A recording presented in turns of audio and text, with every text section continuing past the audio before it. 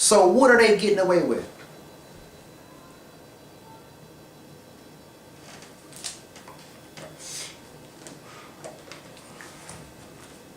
Definition of attitude is a complex mental state involving beliefs and feelings and values and dispositions to act in a certain way.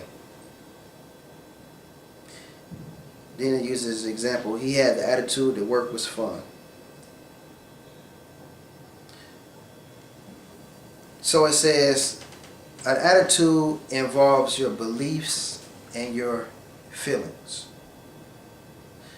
So if you're walking in forgiveness, if you're walking in kindness, if you're walking in mercy, your attitude should begin to reflect that. Your attitude should begin to become better and better, because your beliefs and your feelings are that God is going to take care of me. But if your situation gets worse and worse, it's a sign that you may have other beliefs and feelings that are rooted in your heart. So an attitude is a very powerful thing, because this is where your attitude comes from your beliefs and your feelings. And these are the things that you believe deepest inside. So you can say what you want to say, but your attitudes keeps reflecting something else. Your actions keep reflecting something else.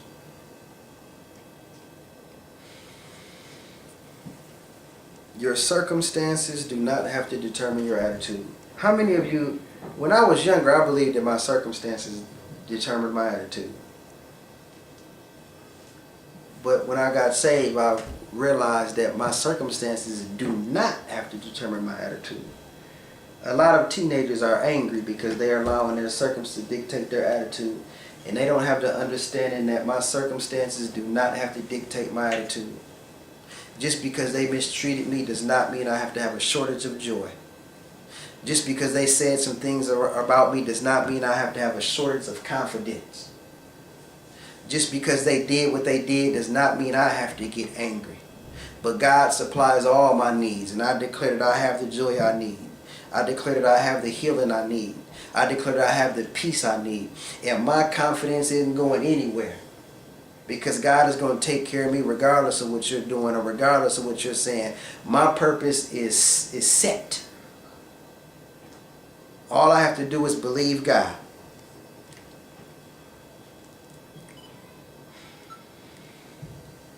Now, a scripture that you may want to use to pray that type of strength, that your circumstances are not dictating your attitude, is, you don't win battles by might or by strength, but by the power of the Lord. It says it's not by might or by strength, but by the Spirit of God.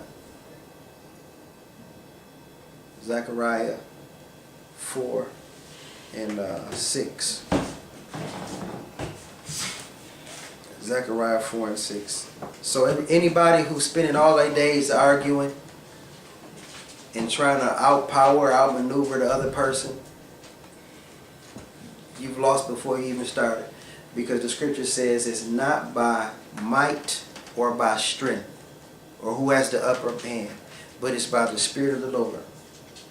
And we want to be careful that we're not doing something that's going to cause even more damage to our relationships, because we think we're getting back at somebody. A lot of times we're being used by the devil. Okay? We just don't know it. Hide in the bushes and you think that you're doing something, when you're really hurting yourself. Which is one of the things that we want to talk about. When you don't show mercy, you hurt yourself.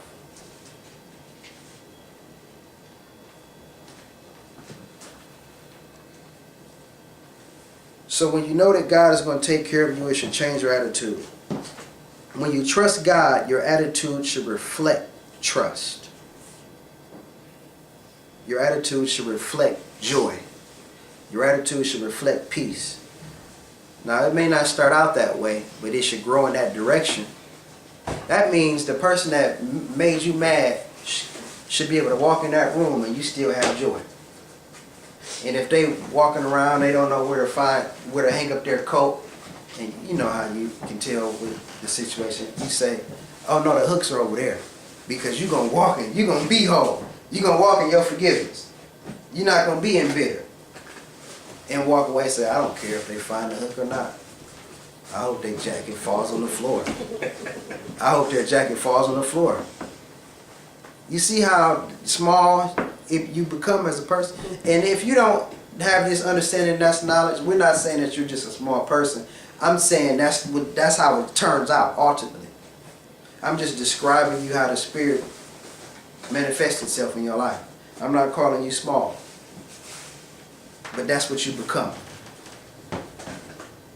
And then they may walk over to you and say, well, you knew what a coat hook was. Oh, now it's all now. So what? I knew what a coat hook was. I'm not telling you.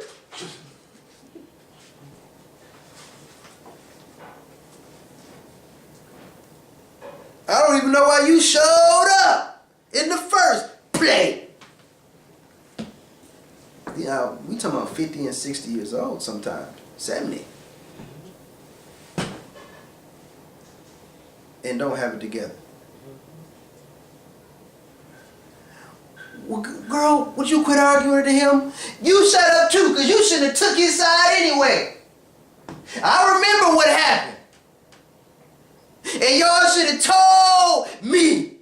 And the hurt just began to just rise. That stuff just rises up. And they relive it all over again. Y'all should have helped me. Instead of walking in forgiveness. Now, the opposite of that is the co-hook's over there if you need it.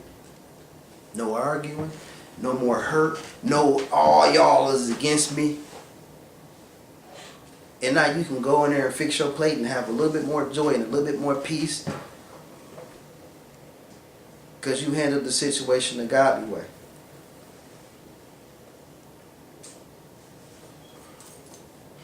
Your victory is in your humility. Your victory is in the amount of mercy that you show. Your victory is in your love.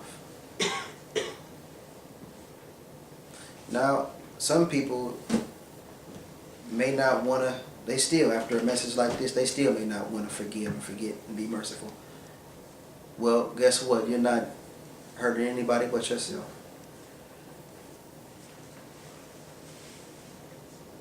Okay?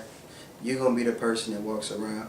Have you ever been at a park or something and everybody's running around, tossing the volleyball up? Just feel like it's the best day of their life. And you wish you could do it, but you had this attitude built up, so you're just missing out on joy. So be honest with yourself. You know you want joy. You know you want peace. Don't be too hard, okay? Some of us so hard we fool ourselves. When what we really want is love. What we really want is peace. This is what happens a lot with African American men. It's not that much hardness in the world. Brothers is hurting. Brothers want better. Okay? But when you feel like society is against you, and society has been against the brothers, and when you feel like all of these, you know, it caused you to get a hardness on. Ain't nobody gonna take mine. You know.